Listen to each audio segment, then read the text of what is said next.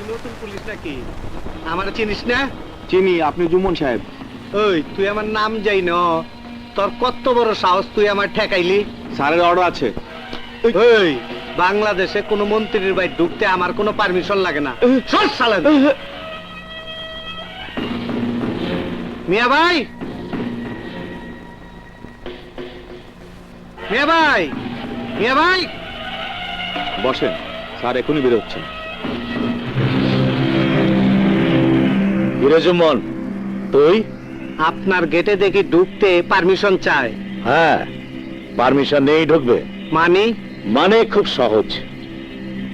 আমার একটা প্রোটোকল আছে, আর সেই প্রোটোকল মেনেই সবাইকে চলতে হবে। আমারও মানতে হবে? হ্যাঁ, অবশ্যই। ও বুঝছি, কালাম বুঝি আপনার বাসায় প্রতিদিন যাওয়া আসা করে? আমি জনগণের প্রতিনিধি। আমি যেখানে আছি তাতে আমার বাসায় শুধু কালাম কেন, যে কেউ আসতে পারে। আপনারা তো বড় রাজনীতি করেন, আমরাও কিন্তু ছোটখাটো রাজনীতি করি। কালাম নিয়ে ভাবছেন ঢাকা শহরের সব পায়ে গেছেন, আগামীবারও কিন্তু নমিনেশন নিয়ে এমপিতে দাঁড়াইতে হইব, তারপর এই জায়গায় আসতে হইব। তোর মতো মাস্তান আমাকে নমিনেশনের ভয় দেখালে আমাকে তো রাজনীতি ছেড়ে দিতে হয়। ঢাকা শহরের রাজনীতি করতে হইলে এই জুম্মনের দরকার হইব।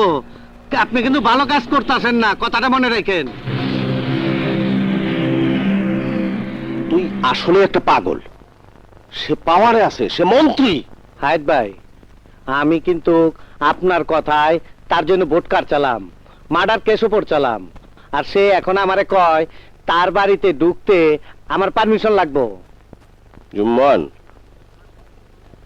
আমার চাইতে তো তোর এইসব লাইন ভালো বোঝার কথা।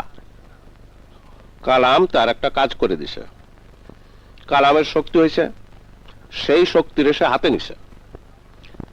তার দরকার হলো শক্তির। তুই কালামের চাইতে উপরে গেলে যদি শক্তি শো করতে পারিস, আবার তোরে ডাকবে। তাইলে ভাই পুলিশে আপনি দেখবেন কাল আমরা কিন্তু আমি হিট করুম।